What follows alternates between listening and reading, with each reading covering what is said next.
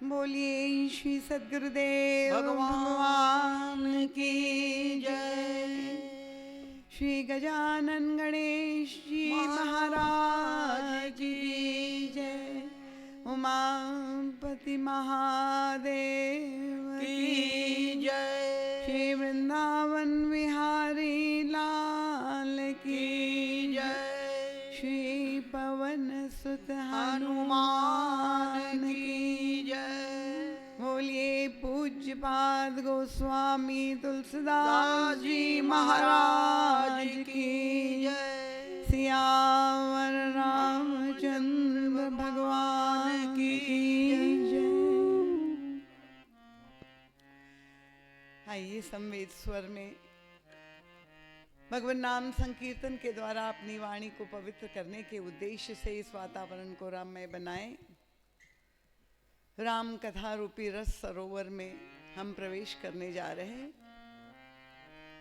आप लोग सबकी सहभागिता संवेद स्वर में करतल ध्वनि के साथ भगवान नाम संकीर्तन में सम्मिलित हो। श्री राम जय राम जय जय राम। श्री राम जय राम जय जय राम। श्री राम जय राम जय जय राम। श्री राम जय राम जय जय राम। श्री राम जय राम जय जय राम। श्री राम जय राम जय जय राम। श्री राम बोले जय राम जय जय राम। श्री राम जय राम जय जय राम। जय जय विघ्न हरण हनुमान। जय जय विघ्न हरन हनुमान। संकट मोचन कृपा निधान। संकट मोचन कृपा निधान। जय सिया राम जय जय हनुमान। सिया राम जय जय हनुमान। श्री राम हरि जय बोल। राम जय जय राम। श्री राम जय राम जय जय राम। मंगल भवन मंगल हारी। मंगल भवन अमंगल हारी। द्रवहु सुदशरथ अजर विहारी। द्रवहु सो दशरथ अजीर बिहारी। जय सिया राम जय जय हनुमान। सिया राम जय जय हनुमान। श्री राम हरि जय बोल। राम जय जय राम। श्री राम जय राम जय जय राम। प्रभु के मंगलमय नाम संकीर्तन के पश्चात और प्रभु की दिव्य रसमयी कथा प्रारंभ करने से पूर्व आइए हम लोग सब मिलकर कथा के अग्रिम और अत्यंत महत्वपूर्ण सोपान में प्रवेश करें। सामूहिक रूप से हम लोग सब मिलकर प्रभु का आवाहन करेंगे और प्रभु के कथा रूपी दिव्य श्री विग्रह के अवतरण के क्षणों में ध्यानस्थ होकर प्रभु की वंदना करेंगे, प्रार्थना करेंगे। यहाँ समुपस्थित प्रत्येक श्रोता महानुभाव के चरणों में मेरा विशेष अनुरोध है, थोड़ी देर के लिए इस भौतिक जगत में फैली हुई अपनी समस्त बहिर्मुखी वृत्तियों को समेट कर अंतर्मुख होने का प्रयास करे और भाव राज्य में मन शरीर से यही अनुभव करे, नेत्र मूंद करके, कि इस समय हम और आप सभी प्रभु के दिव्य धाम में, जहां श्री राघवेंद्र सरकार का राज दरबार लगा हुआ है, और प्रभु के दरबार में ही ये राम कथा का दिव्य आयोजन प्रभु की प्रत्यक्ष सन्निधि में संपन्न हो रहा है। प्रभु के दरबार में आनंद और उल्लास का वातावरण है, क्योंकि प्रभु के परम प्रिय भक्त गोस्वामी तुलसीदास जी महाराज की आज जयंती स्वयं प्रभु मना रहे हैं। हमारे समक्ष प्रभु की अत्यंत मनोहारी चित्ताकर्षक झांकी है।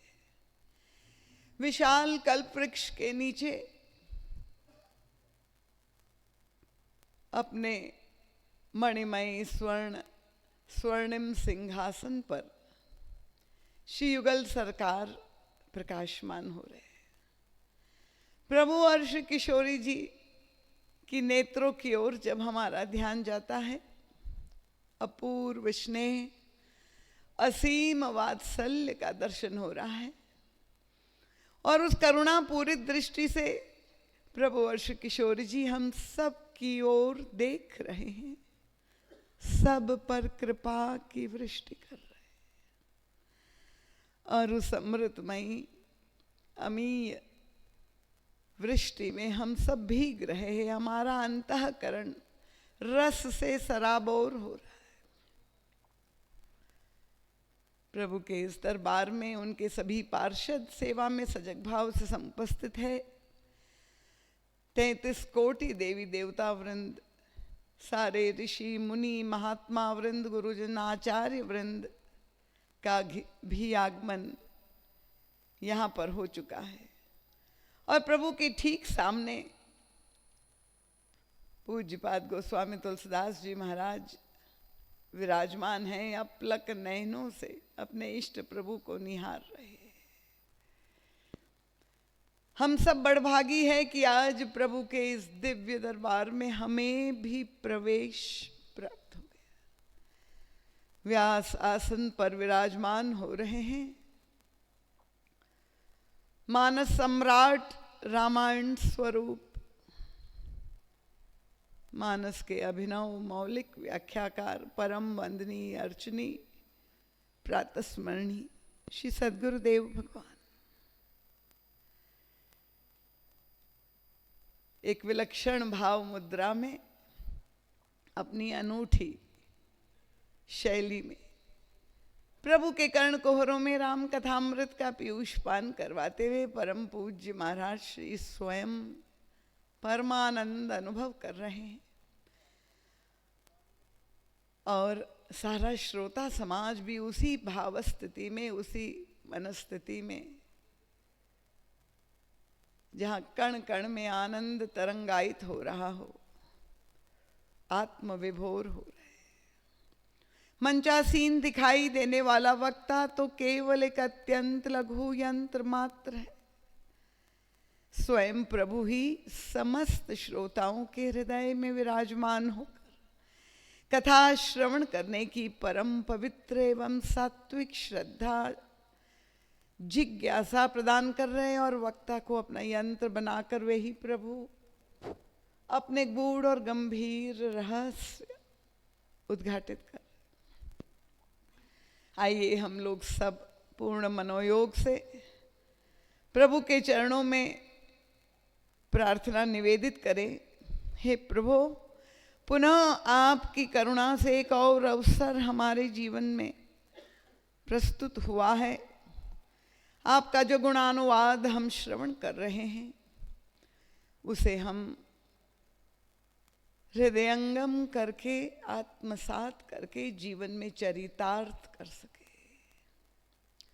यह कथा हमारी रक्त शक्ति बन जाए, जीवनी शक्ति बन जाए। प्रभु, हमारे वाणी में, विचारों में, स्वभाव में, आचरण में, दृष्टिकोण में परिवर्तन आए, हमारा अंतर और बाह्य जीवन समुन्नत हो, हमारे घर परिवार समाज में, हमारे संपूर्ण राष्ट्र में, अखिल विश्व में सुख और शांति की स्थापना हो। कथा में आने वाली समस्त विघ्न, बाधाएं, संकट और अवरोध, चाहे हमारे अंतर जगत के हो, इस बाह्य जगत के हो, भौतिक जगत के हो, प्रारब्ध जन्य, हे प्रभु आपकी कृपा से ये सारे विघ्न बाधाएं समूल रूप से नष्ट हो जाए। और जिस उद्देश्य से आपने हमें ये मनुष्य शरीर प्रदान किया है, इसी देह में रहते हुए जीवन के चरम और परम लक्ष्य को हम प्राप्त कर सके, यही प्रार्थना करते हुए सर्वप्रथम हम लोग ओंकार मंत्र का सस्वर ध्यान करेंगे। उसके पश्चात प्रभु के सगुण शिव विग्रह की वंदना और स्तुति करेंगे।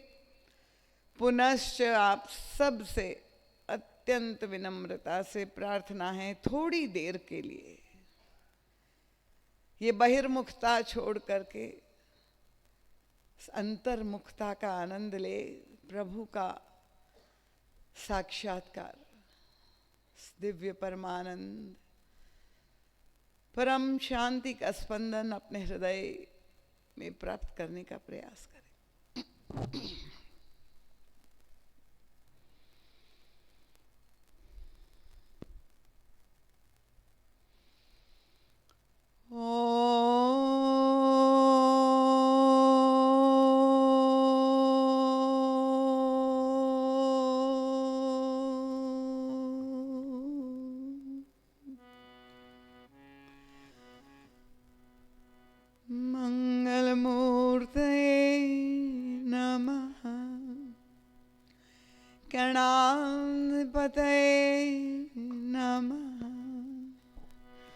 वर्णानाम् अर्धसंज्ञानाम्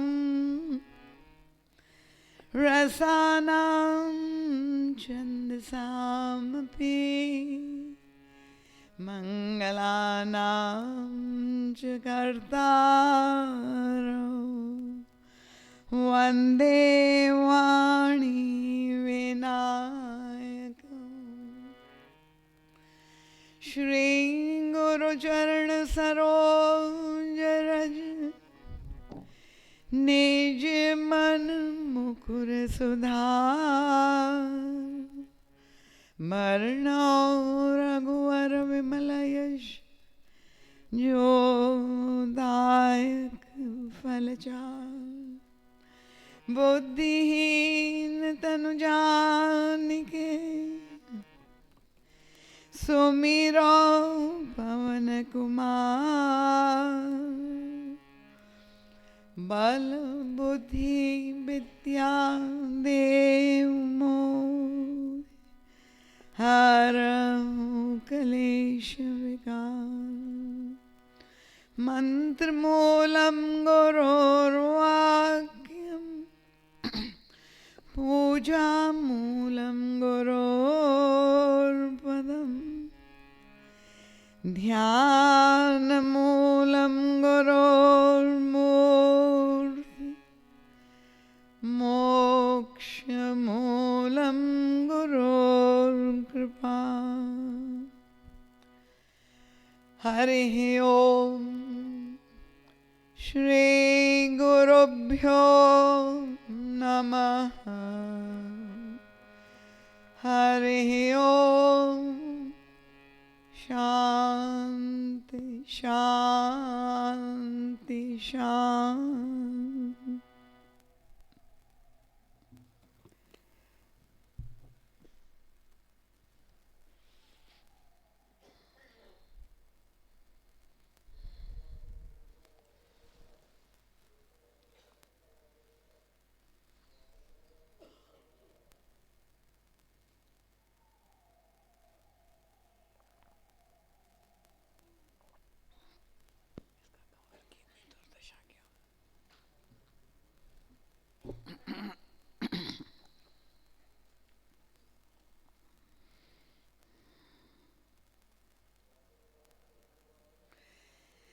कोहबर ही आने कुंवर कुंवरी सुवासिनी सुख पाई के अति प्रीति लौकिक रीति लागी कर्ण मंगल गाई के लह कौरी गौरी सिखाव राम सीय संसारत कहे रनिवास हास विलास रस बस जन्म को फल सब लहे निज पानी मनि महु देखियति मूरति स्वरूप निधान की चालती न बुझवल्ली बिलोकनि विरह भय बस जान की कौतुक विनोद प्रमोद प्रेम न जाय कहीं जानई अली बर कुंवरी सुंदर सकल सखी लवाई जनवा से चली तेहि समय सुनिय शीस जाता नगर नभवानंद महा चिरजियहु जोरी चारु चार्यों मुदित मन सबही का।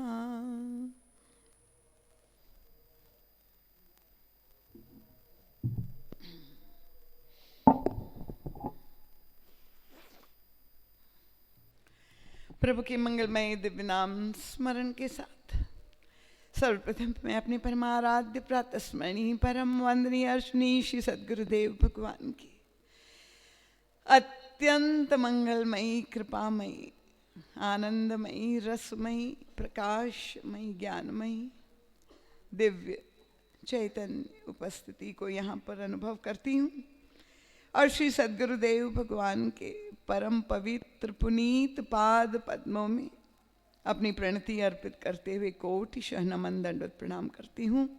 गुरु चरणारविंद में अंतर हृदय से यही प्रार्थना करती हूँ, आप ही का एक अत्यंत लघु यंत्र बनकर आप ही का संदेश सभी भक्तों के समक्ष रख सकूँ, ऐसी बल बुद्धि विद्या और विवेक देने की कृपा करें। गुरु चरणों से अनंत हृदय आशीष प्राप्त करके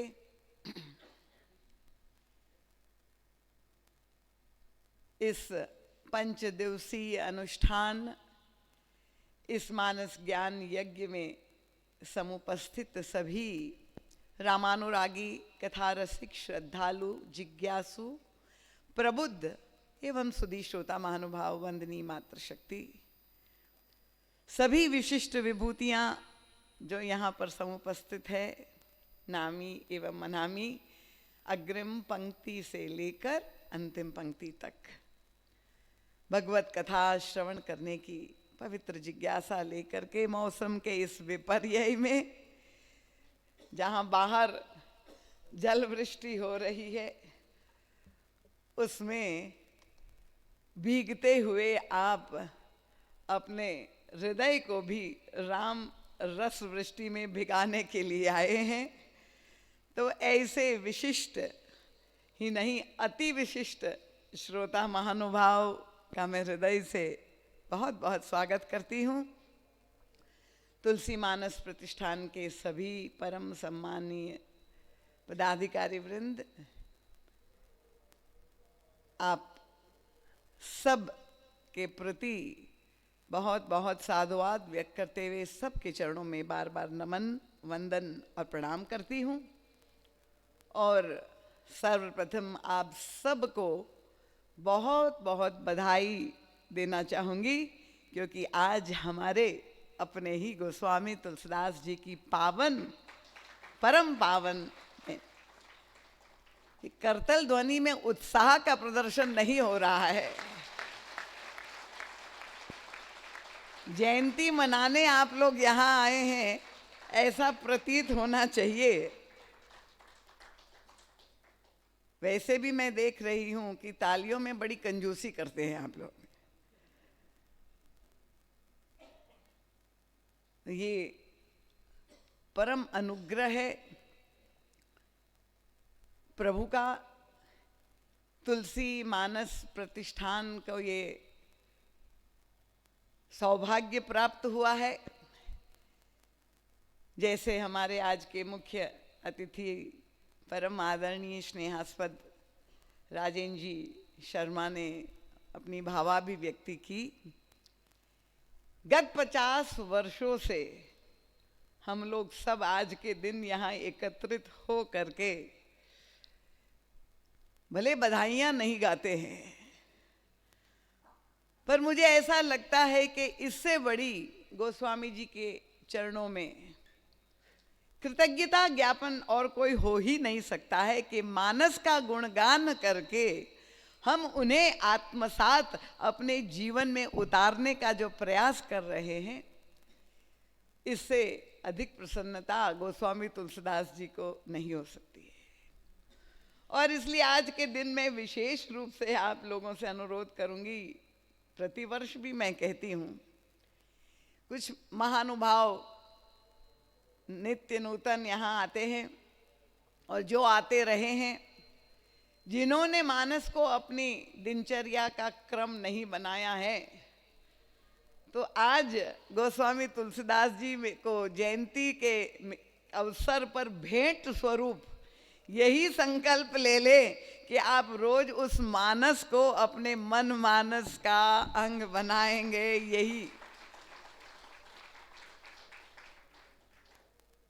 यही आशा के साथ आइए, क्योंकि बार बार हमारे सभी यहाँ विद्वान विभूतियाँ जो समक्ष बैठे हुए हैं, जिस प्रसंग की चर्चा गत कल प्रारंभ की है, क्योंकि 50 वर्षों का नाम ले लिया है तो हमारी जिम्मेदारी और अधिक बढ़ जाती है और श्रोताओं की भी उतनी ही जिम्मेदारी है। तो बड़ी विनम्रता से मैं आपके चरणों में पहले प्रार्थना कर दूं कि यदि किसी को बीच में उठकर जाने की संभावना भी है किसी भी कारण से, तो कृपया अन्यथा ना ले, अभी आप उठ करके पधार सकते हैं, पीछे बैठ सकते हैं, ताकि किसी भी प्रकार का व्यवधान कथन में और श्रवण में उपस्थित नहीं हो, क्योंकि ये प्रसंग भक्ति का अंतरंग प्रसंग है। एक और जहां रस का समुद्र है, तो दूसरी ओर गोस्वामी तुलसीदास जी ने जिस ज्ञान की ऊंचाइयों को भी प्रस्तुत किया है, क्या अद्भुत विलक्षण गोस्वामी तुलसीदास जी ने दोनों को एक साथ एक काव्यात्मक रूप में इस लोक रीति की परंपरा को जितना महत्व दिया है, ये गोस्वामी तुलसीदास जी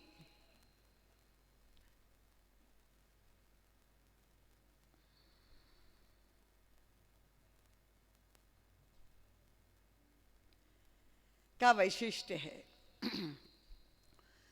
तो जब वे कोहबर का वर्णन करते हैं, अभी छंद का पाठ मैंने आपके समक्ष किया, जिन शब्दों का प्रयोग किया है, जो जितना सुंदर चित्र प्रस्तुत किया है, वो तो अद्भुत ही है। बहिरंग रूप से भी देखने पर वो बड़ा मनोहारी है और आनंददायी है, पर युग तुलसी हमारा सौभाग्य है कि युग तुलसी परम पूज्य महाराज श्री हमें उस अंतरंग की गहराइयों में ले जाते हैं और उसमें भी जो दिव्य रहस्य छुपे हुए हैं उसका वे उद्घाटन करते हैं। अत्यंत विलक्षण प्रसंग है। जो श्रोता नए आए हैं कि भगवान श्री राम के विवाह के अंतर्गत बालकांड का ये प्रसंग है। हमारी शोभना जी भी आज आई हुई है। तो वैदिक परंपरा से विवाह संपन्न होने के पश्चात गोस्वामी तुलसीदास जी ने इस कोहबर का वर्णन ही नहीं किया, पर बड़ा विस्तार दिया है इस लोक परंपरा को, इस लोक रीति को। और गतकल मैंने आपके समक्ष ये बात कही थी कि कोहबर में की जितनी भी परंपराएं वो सर्वथा विलक्षण है, क्योंकि यहां पर सबको प्रवेश प्राप्त नहीं है। ना यहां धर्म गुरु वशिष्ठ जी आ सकते हैं, न शतानंद जी आ सकते हैं, ना विश्वामित्र जी आ सकते हैं, ना कोई आचार्य और पंडित की आवश्यकता है, ना किसी भी कोई पुरुष भी नहीं आ सकता है, और कोई वृद्ध व्यक्ति भी, चाहे महिला ही क्यों ना, उसको भी यहां पर प्रवेश जो है प्रतिबंध है। केवल ललनाएं, श्री किशोरी जी की सखियां, युवतियां ही यहां पर दिखाई दे रही है। और यहां का जो वातावरण है बड़ा उन्मुक्त वातावरण है।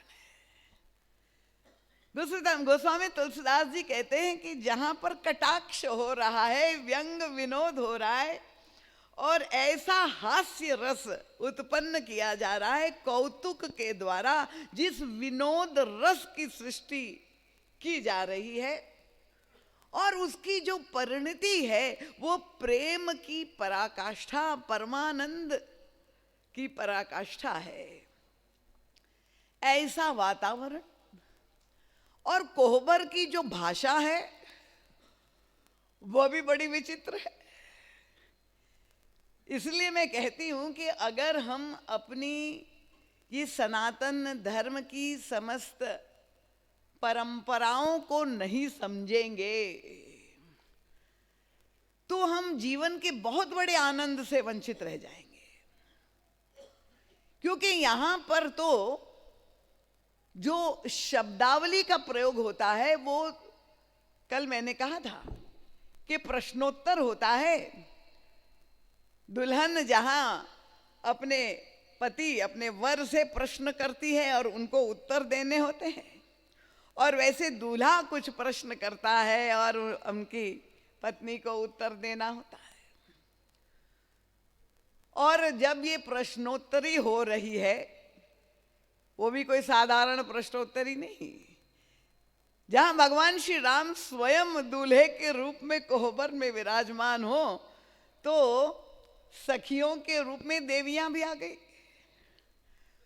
और स्वयं सरस्वती जी का आगमन हो गया, पार्वती जी पधारी है, और योजना भी बन गई कि पार्वती जी दूल्हे को, श्री राम को सिखाएंगी क्या पूछना है, क्या बोलना है, और सरस्वती जी हमारी स्वामिनी श्री किशोरी जी के पक्ष से तो पहले से ही योजना है। क्योंकि जानते हैं जो है बोलने की कला में सरस्वती जितनी निपुण है, वहां तो पार्वती जी बराबरी कर ही नहीं सकती। तो दूल्हे को परास्त करने की योजना पहले से ही बन गई है। और गोस्वामी तुलसीदास जी ने यहां पर एक जो चौपाई लिखी है, स्वामी जी कहते कौतुक विनोद प्रमोद प्रेम न जाय कही जानई अली। अब एक एक शब्द इतना महत्वपूर्ण है। कल एक श्रोता ने मुझे पूछा, कई प्रश्न आए, बहुत प्रसन्नता की बात है। उन्होंने कहा, दीदी माँ ये कोहबर शब्द का तात्पर्य क्या है? तो मैं आपसे बता दूं कि कोह को जो है वो, क्योंकि अवधी भाषा में लिखा गया, ये क्रोध का पर्याय है। जहां वर को क्रोध दिलाने का प्रयास किया जाता है, यह है कोहबर। अब आप कहेंगे कि क्रोध दिलाने का प्रयास, बताइए ये कौन सी भारतीय परंपरा? और विवाह का प्रारंभ भी होना जा रहा है, श्री गणेश जी वहां से शुरू होता है। तो इसका मनोविज्ञान क्या है? ये तो युग तुलसी परम पूज्य महाराज श्री ने ही हमारे समक्ष ये बात रखी कि ऐसी भाषा का प्रयोग यहां पर सखियों के द्वारा होता है जो सम्मान सूचक नहीं है, कोई प्रशंसात्मक शब्दावली नहीं है, बल्कि ऐसी अटपटी भाषा दूल्हे के प्रति प्रयुक्त की जाती है कि उनको क्रोध आ जाए। अगर कोई व्यक्ति उसको उस गहराई से ना समझ सके और बहुत गंभीरता से उन शब्दों को ले ले, तब तो निश्चित रूप से उसको बहुत अपमानजनक वो बातें लगेगी। पर जानबूझ करके ऐसी गालियों का प्रयोग भी यहां पर होता है। और उसका उद्देश्य क्या है? महाराज श्री कहते हैं कि ये लोक रीति है कि जो कन्या पक्ष वाले हैं वो ये जानना चाहते हैं कि अभी तक दूल्हे के बारे में तो सुना है, पर अब निकट से ये परीक्षा है, ये परीक्षा के क्षण है। क्या परीक्षा की जा रही कि दूल्हे का स्वभाव कैसा है, क्या उसमें धैर्य है कि नहीं, क्या उसमें सहिष्णुता की वृत्ति है कि नहीं, उसके स्वभाव में रस लेने की, आनंद लेने की वृत्ति है कि नहीं, ये परीक्षा की जाती है दूल्हे की। तो एक तरह की परीक्षा में ये बात अलग है कि कोहबर में वो दूल्हा उत्तीर्ण हो जाए पर जीवन में वो भर जो है वो अनुत्तीर्ण होता रहे। पर गाली देने के पीछे जो उद्देश्य है, देखिए विवाह में भी एक परंपरा है जहां पर गाली दी जाती है और आज भी ये परंपरा चल रही है, क्योंकि कई लोग जो अपने को परम बुद्धिमान मानते हैं और उन्हें लगता है कि ये तो मर्यादा के अनुकूल नहीं है। पर परम पूज्य महाराज श्री कहते कि ये बताइए, क्या गाली में क्या गाली छिपी हुई है? जब गाली दी जाती है तो गाली तो एक शब्द है, और शब्द का मतलब वो एक माध्यम है, एक पात्र है, एक बर्तन है जिसके द्वारा वस्तु परोसी जा रही है। अगर कोई व्यक्ति उस भाषा को न जानता हो और उनके सामने गाली दी जाए तो क्या वो प्रभावित होगा? क्योंकि वो तो जानता ही नहीं है भाषा को। और इसका मतलब कि गाली तो ये हमारी एक धारणा है, एक माइंडसेट है। वो एक संस्मरण मैं आपके समक्ष, मुझे अभी याद आ गया, इलाहाबाद यूनिवर्सिटी में अंग्रेजों के समय जो है एक प्रोफेसर बच्चों को पढ़ाने के लिए, अंग्रेजी भाषा पढ़ाने के लिए आए हुए थे और वैसे स्वभाव से थोड़े कड़क थे। अब आप जानते हैं कि विद्यार्थी लोग जैसे स्वभाव से ही बड़े नटखट होते हैं। अब ये बड़े मर्यादावादी थे ये अंग्रेज प्रोफेसर। तो जैसे ही वो क्लास में आते थे, बड़े डिसिप्लिनेरियन, तो ये बच्चों को हिंदी भाषा में वो खूब सारी उनको गालियां देते थे। अब नित्य की परंपरा, एक दिन ये प्रोफेसर साहब को बड़ा कौतूहल हुआ, उन्होंने बच्चों से पूछ दिया कि ये जो आप वाक्यावली शब्दों का प्रयोग करते हैं, हम जब मैं आता हूं उसका क्या अर्थ होता है, क्योंकि हिंदी भाषा जानते नहीं थे। तो बच्चों ने कहा कि सर, ये हम आपके प्रति आदर और सम्मान की अभिव्यक्ति करते हैं। तो बड़े प्रसन्न हो गए। उसने कहा अच्छा, तो मुझे ये सारे शब्द थोड़ा सिखा दीजिए। अब उन्होंने वो सारे शब्द जो है अंग्रेजी भाषा में उसको लिख लिए, और लिखे ही नहीं पर रट भी लिए, और संजोग से उन्हें स्मरण भी हो गया। और एक दिन उनको भोजन पे निमंत्रण जो है उनके सहपाठी ने जो है भारती ने उनको दिया। अब उनको लगा कि मैं प्रभावित उनको कर दूं कि मैं भी अब हिंदी भाषा सीख चुका हूं। तो जैसे ही भोजन पर वो वहां गए और उन्होंने दरवाजा खोल करके स्वागत किया तो इन्होंने शुरुआत कर दी। और जिन शब्दावली का प्रयोग एक के बाद एक, अब वो जो उनका आतिथ्य कर रहे थे वो तो घबरा गए कि इनको हो क्या गए, कि इतनी गालियों की बौछार कर। तब उन्होंने पूछा कि ये शब्द आप जो बोल रहे हैं, तो उन्होंने कहा कि ये तो आपके प्रति मैं सम्मान व्यक्त करता हूं। और तब उन्होंने जब स्पष्टीकरण किया तब पता चला तो शब्द में गाली नहीं है। महाराज जी कहते ये तो हमारी एक धारणा है। शब्द तो एक बर्तन है और उस बर्तन में आप क्या परोसते हैं। अगर कटुता युक्त आप द्वेषपूर्ण अगर गाली जो है किसी को दे तो वो बहुत दुखद है, पर अगर आप अत्यंत प्रेम से मधुर भाव से अगर कोई गाली परोसते हैं तो वो ही बहुत आनंददायी हो जाती है। और इसलिए यहाँ कोहबर में भगवान श्री राम, देखिए यहाँ की परंपराएं बड़ी विचित्र है, क्योंकि अब कौतुक गोस्वामी तुलसीदास जी ने जो 4 शब्द का प्रयोग किया है, कौतुक का उद्देश्य क्या है, कुछ ऐसी परिस्थितियों का निर्माण कि जिसके द्वारा विनोद रस की सृष्टि हो। तो एक बड़ी प्रचलित परंपरा है कोहबर में, और ये भगवान श्री राम के साथ भी हुआ। आप जानते हैं कि विवाह में अक्सर दूल्हे के जूते की जो है चोरी की जाती है। तो यहाँ भी गोस्वामी तुलसीदास जी ने लिखा है, यद्यपि मानस में नहीं है, कि दूल्हे के पादत्राण को चुरा करके और उसके बाद उसको बहुत सुंदर रेशमी वस्त्र में लपेट करके और ये सखियों ने कोहबर में रख दिया और दूल्हे से कहते हैं कि ये आपके कुल देवता है, अब आप उनकी पूजा करिए। देखिए यहाँ से पूजा शुरू होती है।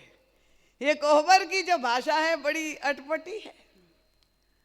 और अब यहाँ तो भगवान श्री राम अकेले नहीं थे, क्योंकि चारों राजकुमार थे, लक्ष्मण जी महाराज भी साथ में थे। और लक्ष्मण जी महाराज की दृष्टि बड़ी पहनी। लक्ष्मण जी ने देख लिया, वे समझ गए और तुरंत उन्होंने भी देखी कैसे उत्तर दिया। ये व्यंग विनोद की बात है। उन्होंने कहा, देवियां हमको तो लगता है ये हमारे नहीं, ये आप ही के कुल देवता है, उसकी पूजा आप ही करें तो अच्छा होगा, ये हमारे कुल देवता नहीं है। तो व्यंग विनोद से जहां पर प्रारंभ हुआ, कल एक श्रोता बड़े जो है रसिक, उन्होंने कहा, दीदी माँ जो गालियां भगवान श्री राम को दी गई, कृपया उसका आप वर्णन करें और किस तरह के कटाक्ष उपस्थित हुए।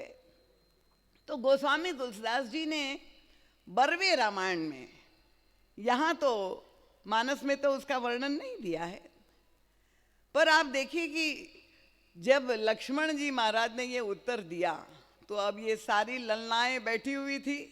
जैसे ही उन्होंने ये कह दिया, आप लोगों ने जिस तरह से करतल ध्वनि से आनंद लिया, वैसे ही खिलखिलाहट पूरे कोहबर में, सब हंसियां जब सखियां हंसने लगी जोर जोर से। और तब एक सखी ने दूसरी सखी से कहा कि ये जो राजकुमार है ये तो बड़ा तेज तर्रार लग रहा है। तो दूसरी सखी ने कहा, क्योंकि उन्होंने देख लिया ये सफल नहीं हुई अपनी योजना में, तो दूसरी सखी ने कहा, पर ये बड़का राजकुमार जो है ये मौन क्यों बैठा है। तो तीसरी सखी ने कहा, लगता है वो गूंगा है इसीलिए बोल नहीं रहा। अब ये तो हमारे प्रभु का जो स्वभाव है आप जानते हैं, परम शीलवान है और प्रभु की झांकी यहाँ पर कैसी है, वो बैठे हुए हमारी श्री किशोरी जी की झांकी तो प्रस्तुत की है कि वो तो उनकी दृष्टि नीचे है, केंद्रित है अपने कर कमलों पर। हमारे प्रभु भी सिर झुकाए हुए, क्योंकि उनके तो स्वभाव का ही वैशिष्ट्यशील है, सिर झुकाए हुए नीचे अपनी दृष्टि करे हुए बैठे। अब ये सखी ने कहा कि मुझे लग रहा ये गूंगा तो नहीं पर गर्वीला जरूर है। अब देखिए गालियां शुरू हो गई है कोहबर में। अब आज तक श्री रामभद्र को घमंडी और अभिमानी तो कहीं भी नहीं कहा गया। पूरे मानस में आप देख लीजिए कि यहाँ कोहबर में सखियां कह रही कि ये सांवले रंग का राजकुमार तो बड़ा घमंडी है। तो किसी ने कहा कि उसने क्या ऐसी बात कह दी कि तुम्हें लग रहा है ये घमंडी है? तो उसने कहा नहीं, उसने बात तो नहीं कही, पर तुम देख तो लो कि वो दृष्टि नीचे झुकाए हुए है, तो मुझे ऐसा लगता है कि उसको अपने सौंदर्य पर बड़ा घमंड है, क्योंकि उसका सौंदर्य विलक्षण है, अद्वितीय है, और इसलिए उसको लगता है कि मेरे समान सुंदर कोई संसार में नहीं है, इसलिए वो अपने आप को ही देख रहा है, नहीं तो दृष्टि उठाकर हमारी ओर भी देख लेता। अब सखिया छेड़ रही है कि प्रभु को अपने सौंदर्य का गर्व हो गया है। अब आप देख लीजिए, प्रभु को कहना कि वे घमंडी है और अपने सौंदर्य, अगर लक्ष्मण जी महाराज उस समय बोल उठते कि देवियां आप याद कर लीजिए, जब हमारे प्रभु नगर दर्शन के लिए निकले थे तब आप लोगों की क्या स्थिति हुई थी? धाये धाम काम सब त्यागी, अब सब कुछ छोड़ छाड़ के दौड़ पड़े थे प्रभु का दर्शन करने के लिए। और यही सखियां आपस में एक दूसरे को कहती, कहे उस सखियस को तनुधारी, जो न मोह यह रूप निहारी। अरे संसार में कोई ऐसा भी हो सकता है जो इनके सौंदर्य को देख करके सम्मोहित ना हो जाए। यही सखियां पुष्पवाटिका में भी थी, यही नगर में दर्शन करते हुए भी प्रभु का जो है उस समय प्रशंसा कर रही, पर कोहबर में जब आ गई तो भाषा उनकी बदल गई। अगर कह सकते, क्योंकि अब देखिए उद्देश्य क्या है, भक्त चाहते हैं कि हम तो भगवान को देखें। हमारे शर्मा जी ने बड़ी मीठी बात कही कि हम तो उनको देखते पर वो भी हमें देख ले, उनकी भी कृपा दृष्टि हमको मिल जाए। भक्तिमती मीरा जी ने तो अपने ठाकुर श्याम सुंदर को ये उलाना दिया ही है कि प्रभु तनिक हरि चितवो हमरी ओर, प्रभु जरा हमारी ओर तो ये कृपा दृष्टि कर दीजिए। हम चितवत तुम चितवत नाही, कैसे ही के कठोर, आप बड़े कठोर हो गए, हमारी ओर नहीं देख रहे। तो यहां सखियां भी ऐसा कह सकती थी, पर गोस्वामी तुलसीदास जी का नहीं, ये कोहबर की भाषा तो बिल्कुल अलग है। कह रही है बड़ा घमंडी है, अपने सौंदर्य में ही जो है वो निमग्न है, गर्व उसको हो गया है। तो तीसरी सखी ने कहा, सखी अगर इस राजकुमार को अपने सौंदर्य का बहुत घमंड है तो उसको कह दो। देखिए ये सारा वार्तालाप ऐसे हो रहा है कि श्री राम को सुनाई दे, प्रभु के कर्ण कोहरों में ये बात पहुंच जाए। और तब उसने कहा कि उनको कह दो कि भले आंख उठा कर के हमारी ओर न देखे, पर उनके बाम भाग में जो हमारी स्वामिनी जी बैठी है उनकी ओर तो अपनी दृष्टि कर दे, तो उनका सारा घमंड चूर चूर हो जाएगा।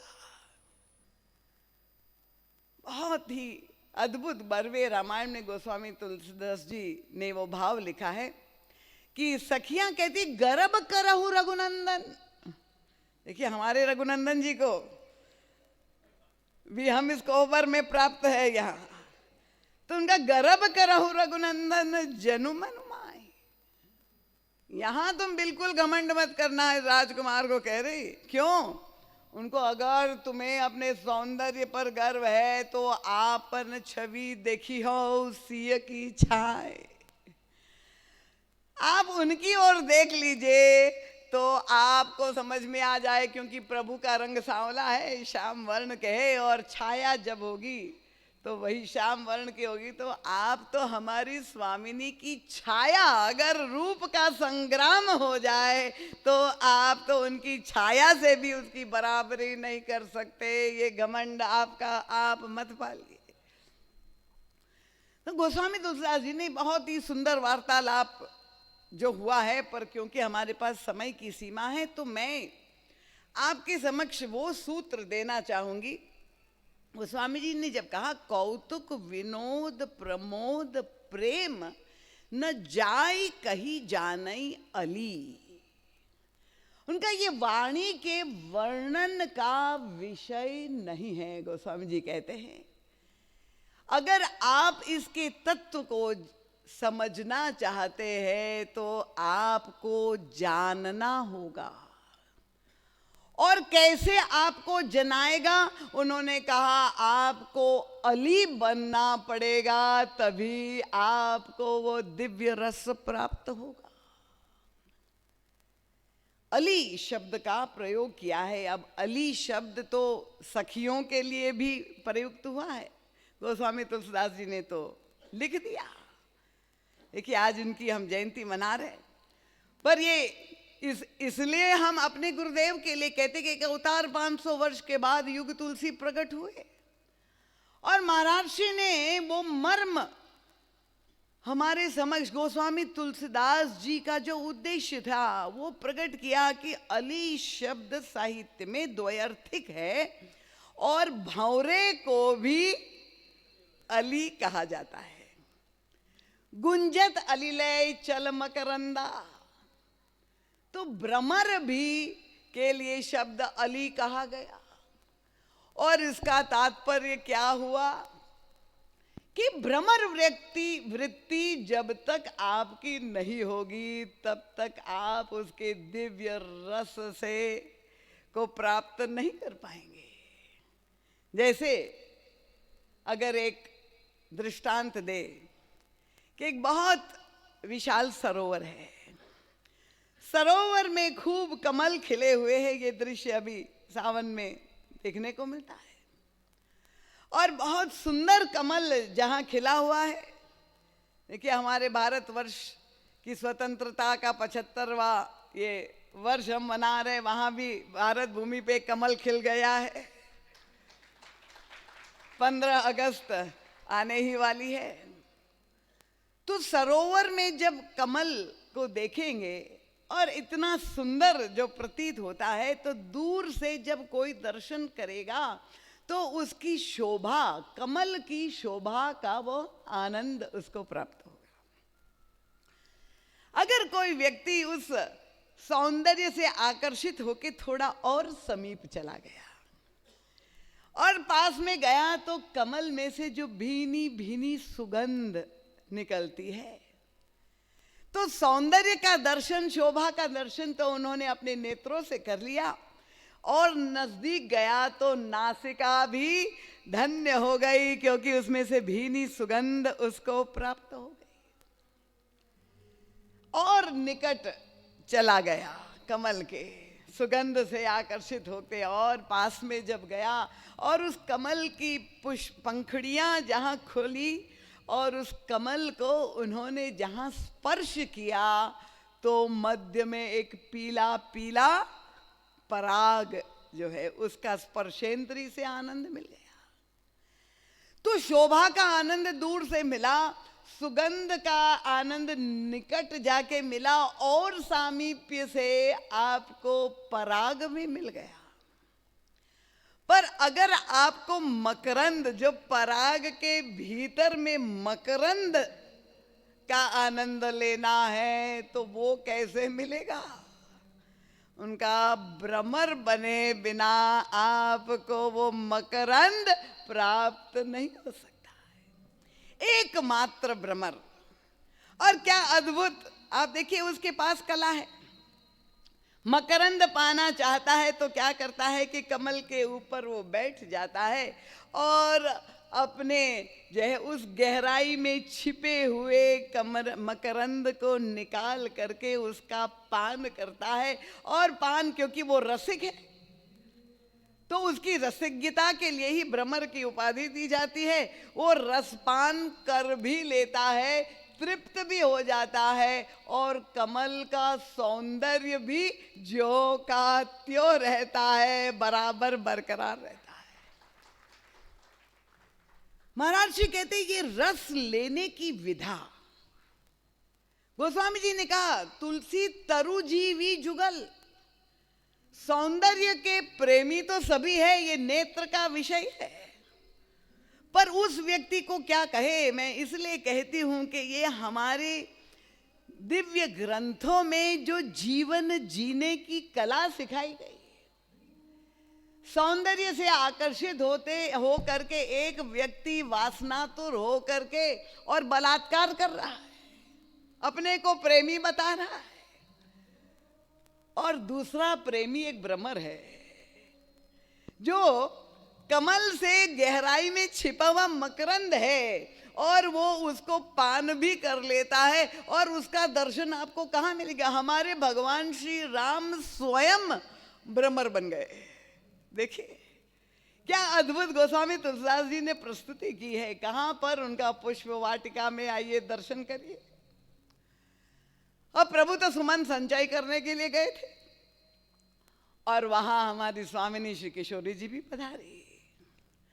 और जब ये प्रथम दर्शन प्रिया प्रियतम एक दूसरे का करते हैं और श्री किशोरी जी का सौंदर्य कोई साधारण सौंदर्य नहीं, जहां प्रभु स्वयं असमर्थता अनुभव कर रहे हैं, कोई उपमा उन्हें नहीं मिल रही कि सुंदरता कहाँ सुंदर करे, ऐसा दिव्य सौंदर्य। और हमारे प्रभु क्या उनकी स्थिति हो गई। गोस्वामी तुलसीदास जी ने वहां पर जो उपमा दी है बहुत विलक्षण।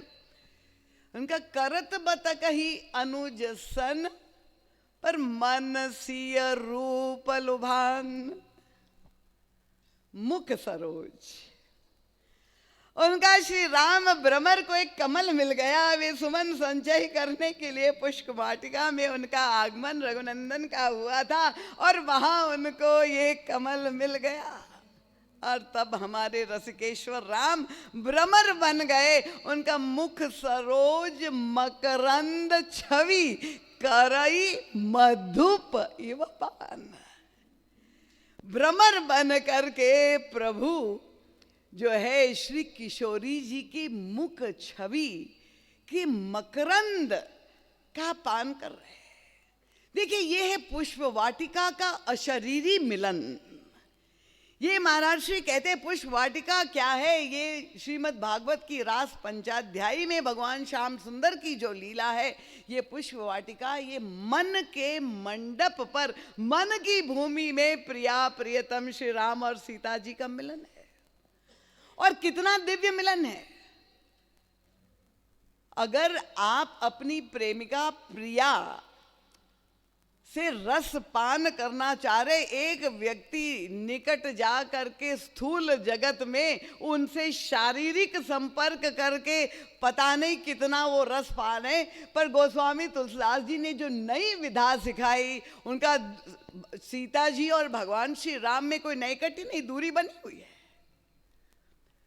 और दूरी बनी हुई है पर निकटता की पराकाष्ठा कैसे है? उन्होंने कहा प्रभु ने अपने मन भ्रमर के द्वारा, देखिए मनोराज्य, ये मन जो है वो भ्रमर बन करके और श्री किशोरी जी के मुख मंडल पर, इस कमल पर, दिव्य कमल का मकरंद का रस पान। क्योंकि रस किसको चाहिए? उनको मन को चाहिए, और ये मन रस के कारण ही तो भटकता है।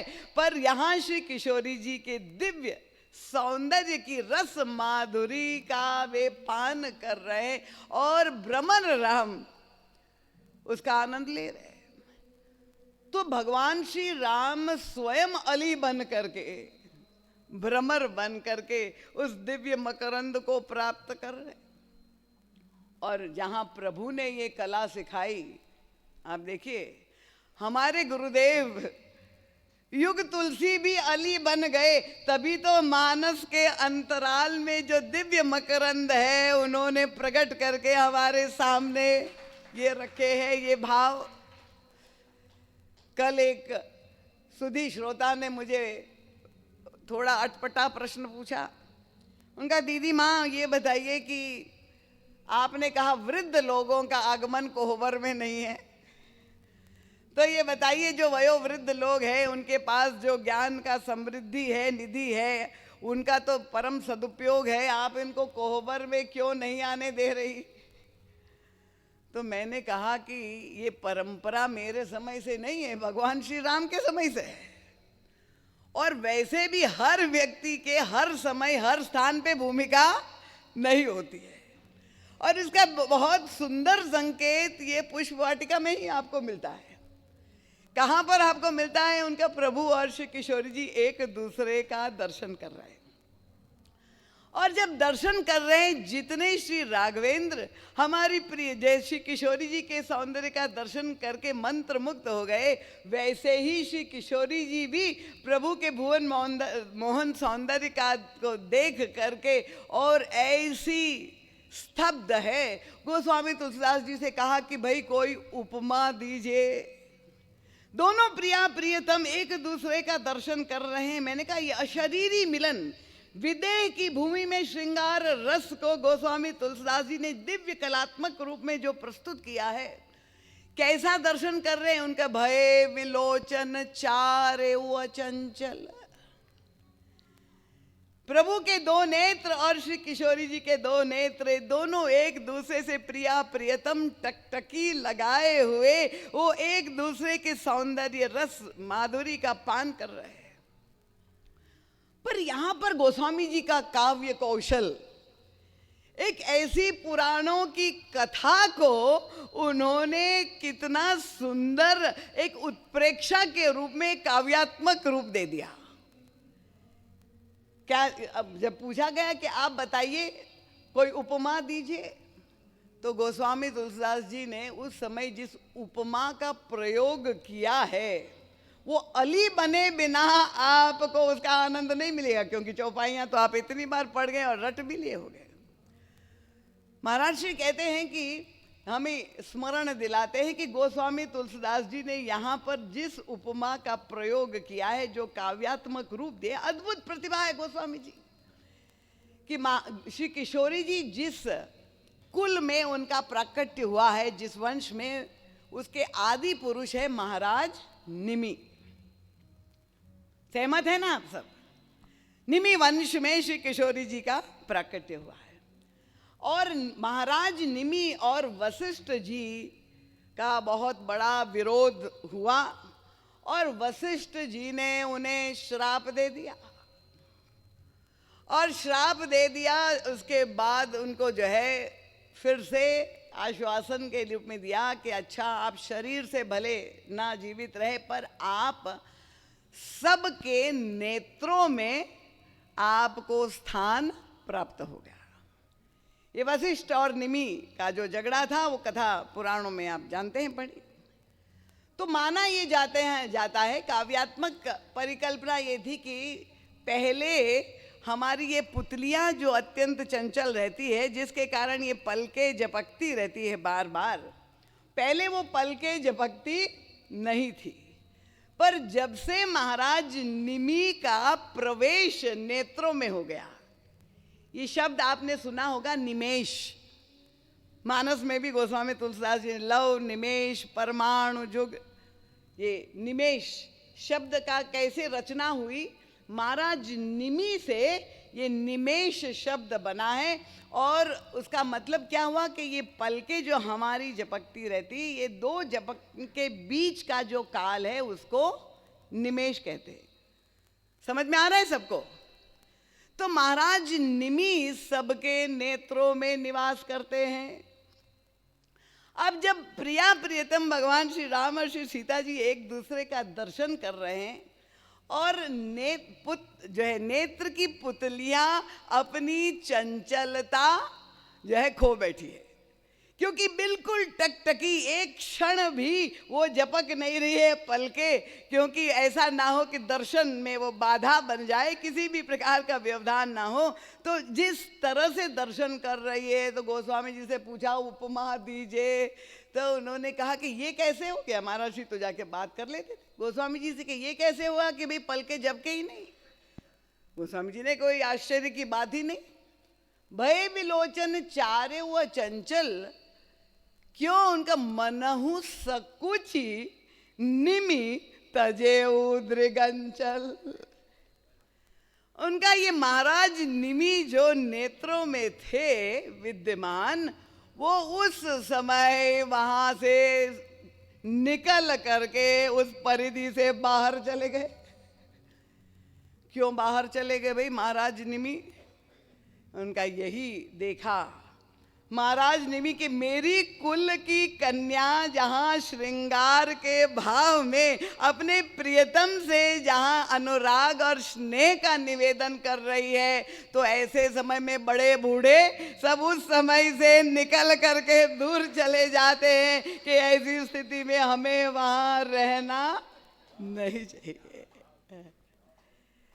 तो अली बने बिना मन हो सकुची, बड़े संकोच अनुभव करते हुए महाराज निमि दृगंचल को छोड़ करके उस परिधि से निकल गए कि जहां सीता जी श्री राम से प्रणय निवेदन कर रही है, वहां मुझे यहां रहना उचित नहीं है। तो इसलिए महाराज जी कहते हैं कि ये अली बने बिना, अगर आप कोहबर का आनंद लेना चाहते हैं, भगवान श्री राम की श्रृंगार का आनंद लेना चाहते हैं, तो सभी प्रसंगों में जो गहराई है, अब आप पुष्प वाटिका में आप देख लीजिए क्या मधुर प्रसंग आता है कि प्रभु श्री किशोरी जी जैसे एक दूसरे का दर्शन कर रहे हैं। अब प्रभु के साथ उनकी सेवा में लक्ष्मण जी महाराज उपस्थित है, और दूसरी ओर यही सखियां जो कोहबर वाली है वही श्री किशोरी जी के साथ है। एक एक चौपाई में गोस्वामी तुलसीदास जी ने जो वर्णन किया है, और दोनों जब एक दूसरे से भगवान राम और श्री सीता जी प्रणय निवेदन कर रहे हैं, तो ये साथ में सेविकाएं और सखियां जो है वो देख रही है श्री किशोरी जी के हृदय में किस तरह से अनुराग उमड़ रहा है, प्रभु के हृदय में किस तरह से जो एक नया भाव रस हिलोरे ले रहा है। ऐसे समय में भूमिका क्या है साथ वालों की?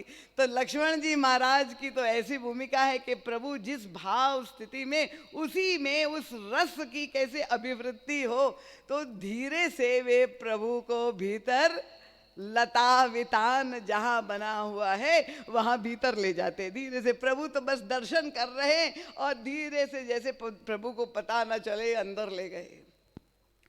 प्रभु का ध्यान तो एकाग्र अपने वो मुख सरोज पर है, बस मन भ्रमर वही श्री किशोरी जी के मुखमंडल पर जो है वो रस पान कर रहा है। लक्ष्मण जी धीरे से प्रभु को ले गए अंदर, और भीतर ले जा करके लक्ष्मण जी ने क्या किया, अब आप देखिए कि प्रभु का श्रृंगार करना शुरू कर दिया। और श्रृंगार करके आप वर्णन तो जानते, बहुत दिव्य श्रृंगार के, माथे पे जो है मोर पंख, ये पुष्प वाटिका में हमारे भगवान श्री राम की जो छवि है, मोर पंखधारी, और फिर माथे पे सारी कलियों का श्रृंगार कर दिया, एक सेहरा बना दिया, मानो दूल्हा रूप में आज रघुनंदन तैयार हो गए। और जब पूरा श्रृंगार कर दिया, श्री किशोर जी की स्थिति क्या है? श्री किशोर जी चारों ओर खोज रही है, क्योंकि दर्शन प्रियतम का मिल रहा था, संयोग के भाव में थी। तो चितवत चकित चहु दिसि सीता, कह गए नृप किशोर मन चिंता। व्याकुल हो गई, कहाँ चला गया? महाराज जी कहते ये मन का जो मंडप है, क्योंकि ये लता वितान पृथ्वी, क्यों किशोरी जी पृथ्वी की पुत्री है, और पृथ्वी माता ने ये निर्णय कर लिया है कि भले महाराज दशरथ ने ये संकल्प लिया हो कि जो धनुष तोड़ेगा उसी को मेरी कन्या वर के रूप में वरण करेगी, पर जहां भगवान श्री राम सुमन संचय करने के लिए पुष्प वाटिका में आए और सुमन जहां एक एक पुष्प तोड़ रहे थे तो माथे पर पसीने की बूंद आ गई। बाल तिलक श्रम बिंदु स्वाहे। तो पृथ्वी माता को लगा कि ये राजकुमार इतना सुकुमार है, जिसको पुष्प तोड़ने में पसीना आ गया, वो धनुष कैसे तोड़ेगा। इसलिए कहा नहीं नहीं, मैं पिताजी जो भी प्रतिज्ञा ले, पर मेरी तो प्रतिज्ञा यही है, उसने सुमन तोड़ दिया तो मैं अपनी कन्या का विवाह इससे कर दूंगी। तो आज पृथ्वी माता ने विवाह का समारंभ वाटिका में जो है पूरी लता और वितान के द्वारा मंडप बना हुआ है, और दूल्हा का श्रृंगार जो है लक्ष्मण जी कर रहे हैं। किशोरी जी वहाँ व्याकुलता से खोज रही है। तब अचानक सखियों ने कहा, लता ओट तब सखी न लखाए। अब प्रभु जब बाहर निकल रहे, देखिए उस वाटिका, उस वितान में से, मंडप में से गोस्वामी तुलसीदास जी कहते सखियां वर्णन करना शुरू करती है, और सौंदर्य का वर्णन, प्रभु श्री राम का सौंदर्य का वर्णन कर रही। जब सुंदरता का वर्णन कर रही तो नख से सिख तक सारा वर्णन शुरू कर देती, पर वो तो एक औपचारिकता होता, शुष्क हो जाता। पर सखियों ने वर्णन करने की जो पद्धति है, ये अलियां हैं, सयानी सखी सीता जी की सखियां हैं, उनकी वर्णन की शैली क्या है, क्योंकि वे समझ गए कि हमारी स्वामिनी जी के हृदय में जो अनुराग आज इस राजकुमार को देखकर है, तो ये उनका भाव कैसे पुष्ट हो, कैसे उनके अनुराग की अभिवृद्धि हो। और तब ये जो वर्णन की कला का प्रयोग कर रही है, वो केवल शाब्दिक आनंद नहीं है। महाराज कहते, क्योंकि उन्होंने कहाँ से शुरू किया, उन्होंने कहा मोर पंख सिर सोहत नीके। अब देखिए, श्री राघवेंद्र जब अयोध्या से आए थे तब तो उनके माथे पे सोने का मुकुट था, राजकुमार आए थे। पर यहाँ जो है, यहाँ सोने का मुकुट नहीं है। सखियों ने कहा, स्वामिनी आप दर्शन करिए। क्या उनका मोर पंख सिर सोहत नीके, गुच्छ बीच बिच कुसुम कली के। क्या तात्पर्य हुआ? इसका मतलब तो यही है कि भाई माथे के जो मुकुट का वर्णन है, पर महाराज श्री कहते हैं नहीं, ऐसा नहीं है। ये केवल सीधा वर्णन नहीं है, उसके पीछे जो मकरंद है, दूर से तो शोभा है, पर उसमें जो भाव का मकरंद है, ये सखियों ने जब श्री किशोरी जी का ध्यान आकर्षित किया कि इनके माथे के मोर पंख को तुम देखो, तो उसमें कौन सी संदेश है उनका? ये तो अलियां जो अपनी भावना के द्वारा श्री किशोरी जी तक संदेश पहुंचा रही है, वो वही समझ पाई। उनका तात्पर्य क्या था कि प्रभु जब वाटिका में आए तो आप जानते वाटिका में पक्षी भी विराजमान थे, और ये जितने भी पक्षी हैं, जब स्वयं ब्रह्म का आगमन, आनंद घन का आगमन हो गया, तो ये प्रकृति जब स्वागत कर रही है प्रभु का, तो सारे पक्षी भी इतनी अपनी प्रसन्नता व्यक्त कर रहे हैं, सब गायन करने लगे। तो गोस्वामी जी कहते जब विवाह होता है तो मंगल गीत भी होते हैं, तो ये पक्षियों का कलरव नहीं है, ये आज मंगल गीत गाए जा रहे हैं। और कौन कौन पक्षी है उनका? चातक, कोकिल, कीर, चकोरा, ये तो सब गायन कर ही रहे हैं। बस इतने ही पक्षी थे क्या? तो उनका नहीं। चातक, कोकिल, कीर, चकोरा, कूजत बिहंग, नटत कलमोरा। उनका ये चार पक्षी, महाराज जी ने उसकी बहुत सुंदर तात्विक व्याख्या भी की है। मैं उस गहराई में अभी नहीं ले जाऊंगी, नहीं तो आप लोगों को लगेगा कि बहुत कठिन हो जाएगा समझना। ये भक्ति के 5 भाव है, सबके प्रतीक है। तो चातक पक्षी, कोकिल, कीर और चकोर तो प्रसन्न होकर के गाने लगे, पर प्रभु के सौंदर्य का देखकर जो परमानंद जिसने अनुभव किया, वो तो नाच उठा, वो मोर जो है नृत्य करने लगा। और जब वो नृत्य करना लगा, आनंद विभोर हो गया वो मोर, तो क्या हुआ, उसका पंख नीचे गिर गया। और जब पंख उसका नीचे गिर गया तो हमारे लक्ष्मण जी महाराज श्रृंगारी जो यहाँ उपस्थित है, उन्होंने तुरंत उसका सदुपयोग कर लिया। और ये मोर पंख को अब कवियों ने तो उसकी बहुत ही दिव्य व्याख्याएं की है। महाराज जी कहते हैं कि लक्ष्मण जी ने इस मोर पंख जो नीचे गिरा हुआ है उसको माथे पर क्यों चढ़ा दिया। तो एक व्याख्या तो बहुत मधुर यही है कि हर एक व्यक्ति अपना ही, क्योंकि पंख को पक्ष भी कहा जाता है, हर एक व्यक्ति अपने अपने पक्ष में ही जो है तर्क करता है, अपने पक्ष को रखता है।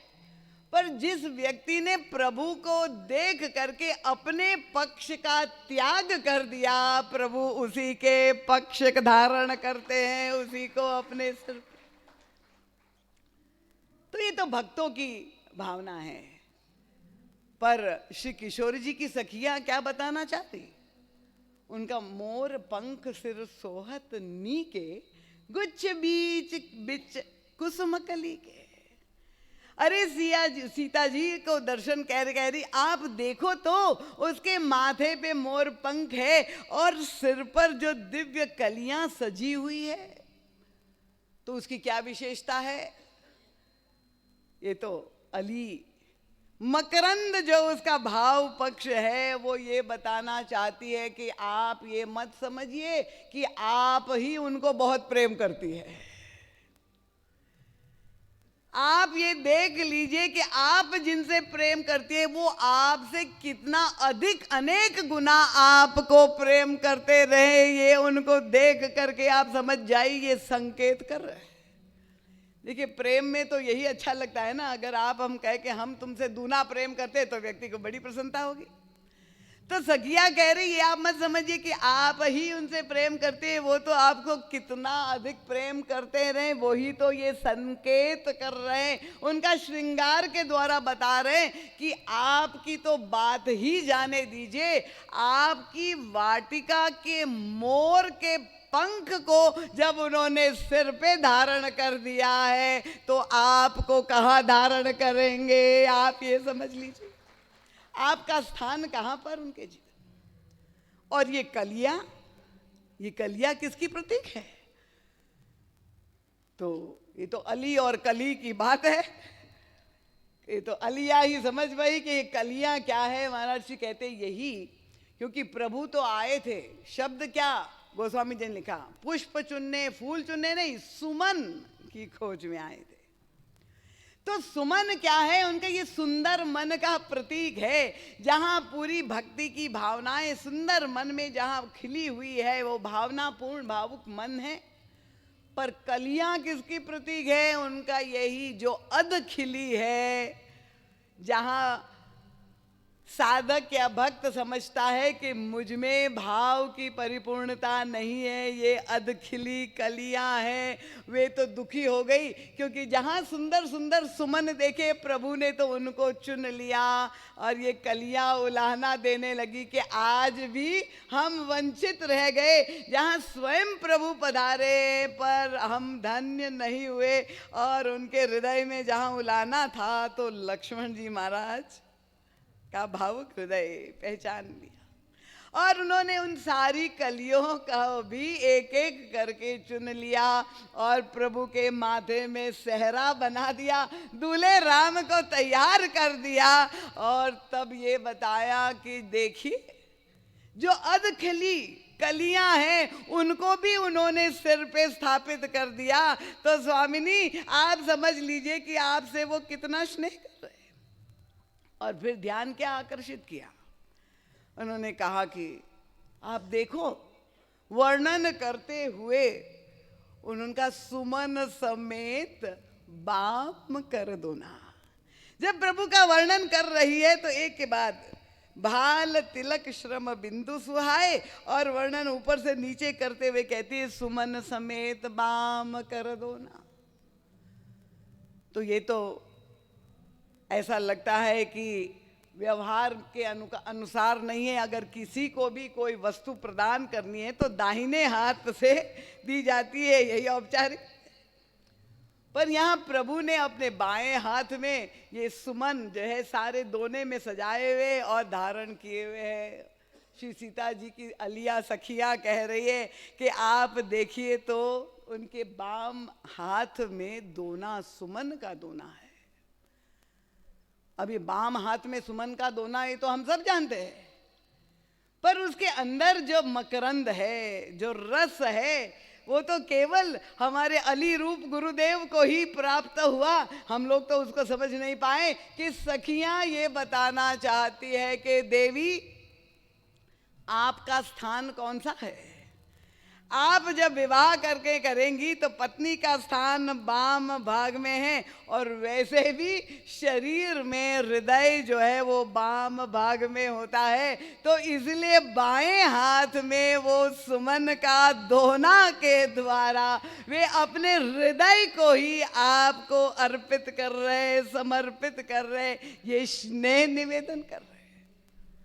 वो आजकल का वैलेंटाइंस डे नहीं, जो मॉडर्न लोग बच्चे आजकल परंपरा, भगवान श्री राम के देखिए ना शब्द का ना वाणी का विनिमय हो रहा है, ना शरीर का मिलन है, पर रस की पराकाष्ठा पर पहुंचा दिया कि जहां बाएं भाग में हाथ में के अपने मन को, अपने हृदय को वो आपको समर्पित अपना प्रणय निवेदन कर रहे हैं।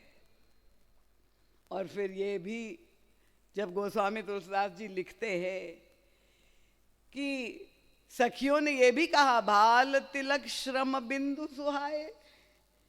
ये श्रम बिंदु जो माथे पे हैं, पसीने की बूंदे, कितना सुकुमार है ये राजकुमार। श्री किशोरी जी उस छवि का दर्शन करके और अपने हृदय में उसको धारण करती है।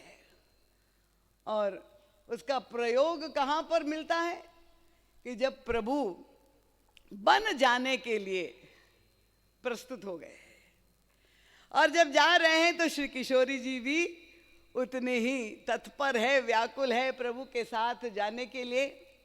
और प्रभु बार बार श्री किशोरी जी को बन की कठिनाई, उस मार्ग में जो समस्या है उसकी ओर सावधान करते हुए उनको रोकने का प्रयास कर रहे हैं कि देवी आपको बहुत थकान होगी, बहुत चलना पड़ेगा, बहुत कठिन है, आप ये हठ छोड़ दीजिए, हमारे साथ मत चलिए, बहुत थकान होगा।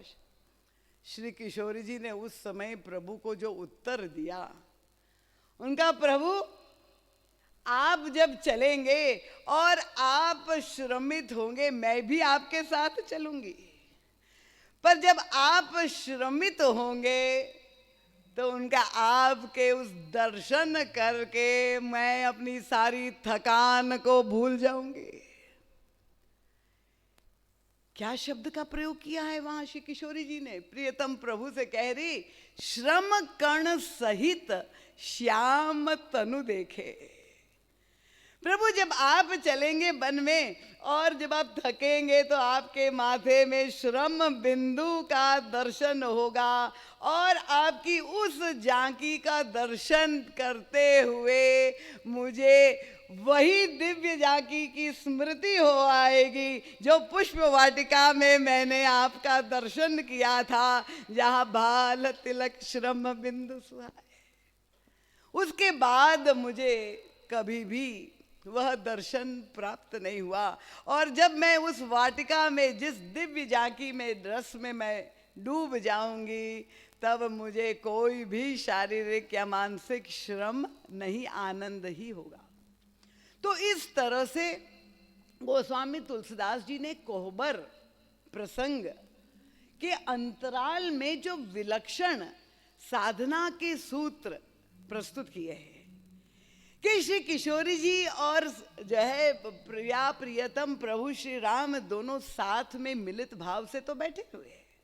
लग रहा है कि दिव्य संयोग की बेला है और अद्भुत दृश्य है, और हास्य और विलास भी हो रहा है।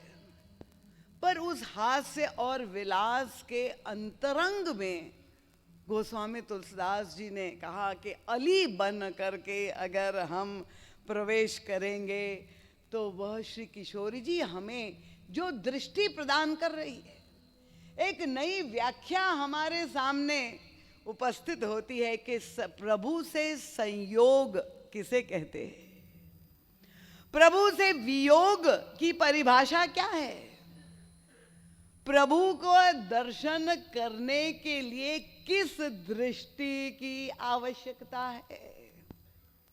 और श्री किशोर जी क्योंकि स्वयं जहां प्रियतम का दर्शन कर रही है, प्रभु के जहां अनंत सौंदर्य है, उस अनंत सौंदर्य का दर्शन करने के लिए दृष्टि भी अनंत जब तक नहीं होगी तब तक आप उस दिव्य सौंदर्य का पान नहीं कर पाए। तो गोस्वामी तुलसीदास जी इस कोहबर प्रसंग के द्वारा सामाजिक संदेश तो हमें देते ही है कि व्यवहारिक जगत में जब गाली दी जाती है, अब भगवान श्री राम को मर्यादा पुरुषोत्तम कहते हैं, तो गोस्वामी तुलसीदास जी ने कहा श्री राम ऐसे कोरे मर्यादावादी नहीं थे, क्योंकि होली का जब अवसर हुआ और राजमहल में होली जो है खेली जाने लगी, और जब आप जानते हैं कि परंपरा यही है, वही पालन वहाँ अयोध्या के राजमहल में भी हुआ कि नर नारी परस्पर गारी दे, होली में गाली दी जाती है। तो अगर गाली का प्रयोग किया जा रहा है तो भगवान श्री राम मर्यादावादी है, तो वो तो बहुत बुरा मान जाएंगे कि नहीं ये तो सर्वदा अनुकूल नहीं है या मुझे गाली दी जाती है। पर गोस्वामी जी ने गीतावली रामायण में लिखा है कि नर नारी परस्पर गारी देत, सुनी हसत राम भाइन समेत। भगवान श्री राम इतना आनंद ले रहे हैं, इतने प्रसन्न हो रहे हैं जब यह गाली दी जा रही है। तो इसका तात्पर्य यही है, ये जीवन जीने की कला जो प्रभु ने हमें मानस के द्वारा सिखाई है कि अगर प्रशंसा ही हम अपेक्षा करें, केवल हमारी स्तुति ही होती रहे, और अगर कोई ऐसे असम्मानजनक शब्द हो और हम दुखी हो जाए, क्योंकि जब दाम्पत्य जीवन बड़ा विचित्र है, ये पति पत्नी का रिश्ता है, बहिरंग रूप से भले द्वैत दिखाई दे रहे पर अंतरंग रूप में वो दोनों अद्वैत है, एक ही है। तो व्यवहार में भले द्वैत है, अंतरंग में अद्वैत है। तो इसीलिए ये जो सामाजिक परंपरा है कि कन्या पक्ष वाले कोहबर में ये गाली दे करके दूल्हे की परीक्षा लेने का प्रयास करते हैं, और अगर उस गाली में भी देखते हैं कि वर और उनके पिता और बाराती खूब आनंद ले रहे, तो उनको आश्वासन हो जाता है कि हमारी कन्या के द्वारा जाने अनजाने में भी अगर कोई भूल हो जाएगी, त्रुटि हो जाएगी, तो वो बुरा नहीं मानेंगे और उसको जय आनंद से स्वीकार करेंगे। तो ये जो लौकिक परंपराएं हैं बड़ी मनोवैज्ञानिक है, पर यहाँ इस कोहबर में स्वयं जहाँ दूल्हा के रूप में भगवान श्री राम और श्री किशोर जी विराजमान हैं, श्री किशोर जी जिस नई विधा से प्रभु का दर्शन करा रही है, हमें सिखा रही है, हम आने वाले दिनों में उसे हृदयंगम करने का प्रयास करेंगे। तो इन शब्दों के साथ आप सबके प्रति बहुत बहुत साधुवाद, क्योंकि समय का बंधन है, महाराज जी का सद साहित्य आया हुआ है, वो दिव्य चर्चाएं जो आपके समक्ष रखी है, आप साहित्य का आनंद लीजिए और भगवान के नाम के जय घोष के साथ बोलिए सियावर रामचंद्र भगवान की जय। पूज्यपाद गोस्वामी तुलसीदास जी महाराज की जय। बोलिए संत समाज की जय। भक्त समाज की जय। भारत माता की जय। बोलिए सद्गुरुदेव भगवान की जय। परम पूज्य दीदी के पुनीत चरणों में प्रणति पूर्वक आप सब का अभिवादन करता हूँ। यहाँ इस संक्षिप्त अपने उद्बोधन करते हुए हम एक तरह से आप सबकी भावनाएं और अपनी भावनाएं, वे जो दीदी के इतने गंभीर तात्विक और भक्ति प्रधान संबोधन में छुपी हुई हैं, उनको समझने की ही हमारी चेष्टा इसमें रहती है। दीदी ने आज रास पंचाध्यायी का उल्लेख किया और हमें स्मरण आता है कि यह जो प्रसंग है पूरा कोहबर की लीला का, जैसे रास पंचाध्यायी का ही सार है पूरा का पूरा। उसमें गोपियाँ गोपी गीत में एक जगह कहती हैं, गोपी गीत में उन्होंने कहा कि आपके एक क्षण का, एक पल का भी वियोग युगों से भी ज़्यादा हो जाता है।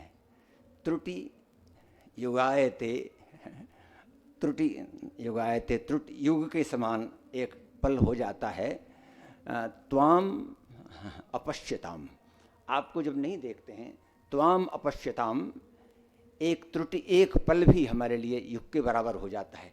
तो जब वो सीता जी अपने मणि की परछाई में उसको देख रही हैं, राम की छवि को, तो एक पल के लिए अपने आप को वहाँ से विलग नहीं करने जा रही हैं। तो ठीक जैसे वो जो बात वेदव्यास जी ने भागवत में कही है, और इतना विस्तार, ये जो लीला विस्तार है, नित्य लीला प्रसंग है। अब इसमें संयोग और वियोग का नाम इसलिए आता है कि संयोग की रसवत्ता, वियोग की चर्चा, वियोग की कल्पना इससे ही विस्तारित हो सकती है। इतने आज बहुत भावपूर्ण, बहुत गंभीर और इतना जो पुष्पवाटिका भी प्रसंग दीदी ने हम सबके सामने रखा, वह एक तरह से स्मरण करने का, बार बार स्मरण करने का। और तो ये जो आज प्रवचन हुआ, इसको जब बार बार सुनेंगे, दशा चैनल से ये सुविधा भी उपलब्ध रहेगी, तब उसका पूरा लाभ हम सब ले सकेंगे। आज तुलसी मानस भारती का यहाँ जो हमारा अगस्त का अंक दीदी ने लोकार्पित किया, और दीदी उसमें एक प्रसंग से मैं कहूँ, द्वैत और द्वैत की दीदी ने बात कही है। हम सब जानते हैं कि करीब 1500 वर्ष पहले आदिशंकर ने वेदांत दर्शन हमें दिया, ब्रह्म सत्यम जगन मिथ्या। इसे 1000 वर्ष बाद पहले आज के रामानुजाचार्य जी ने दक्षिण से उन्होंने विशिष्टाद्वैत कि वह जो ब्रह्म, जो अद्वैत ब्रह्म है, निराकार ब्रह्म है, वह हमारा सगुण साकार अपनी सारी उस अद्वैत ब्रह्म की संपूर्णताओं को लिए हुए उसमें समाविष्ट हैं। तो वो उन्होंने रामानुजाचार्य जी दिया। उसके बाद 1000 वर्ष पर रामानुजाचार्य जी ने, फिर 800 वर्ष पहले रामानंद जी महाराज हुए हैं। और उसके बाद जो विशिष्टाद्वैत की हमारी परंपरा है, अद्वैत विशिष्टाद्वैत वैष्णव भक्ति की परंपरा, इसी में रामानंद जी के नरहरियाचार्य जी शिष्य हुए और तुलसीदास जी फिर उनके शिष्य थे। तो वह भक्ति की परंपरा आ रही है, और उसमें इतनी गहराई में प्रवेश करा पाना ये दीदी की ही क्षमता है। ये पूज्य महाराज श्री का ही हमारे ऊपर कृपा प्रसाद है जो अब तक बना हुआ है। आप दीदी ने अभी साहित्य की बात कही है, तुलसी मानस भारती की चर्चा आई, तो एक अनुरोध मैं जरूर करना चाहता हूँ कि यह पत्रिका हमारी 50 वर्षों से लगातार प्रकाशित हो रही है। पहले मानस भारती के रूप में थी, अब तुलसी मानस भारती के रूप में है, और इसकी निरंतरता बराबर बनी हुई है। गंभीर विचार चिंतन परक लेख होते हैं, अखिल भारत स्तर के विद्वान लिखते हैं इसमें। इस बड़ी 25 रुपये की मूल्य की एक पत्रिका होती है, और 5 वर्ष का भी है, 2 वर्ष, 1 वर्ष का भी है, और आजीवन सदस्यता भी है, जो आजीवन सदस्य बनना चाहें। और अगर मानस प्रतिष्ठान के सदस्य बन जाते हैं 10,000 के, तो उसमें आजीवन तुलसी मानस भारती की भी उपलब्धता उनको रहती है। हमारा अनुरोध है कि जो आए हुए हैं, जो हैं, जिनको संभव है, यहाँ या फिर किसी समय दफ्तर में आकर के इसकी सदस्यता ग्रहण करें। और प्रसाद की व्यवस्था यथावत है, आप सबको प्रसाद के लिए आमंत्रण है। दीदी जी को जो निकट से जो प्रणाम करना चाहें, पंक्तिबद्ध आकर के यहाँ दर्शन करें। बहुत बहुत धन्यवाद।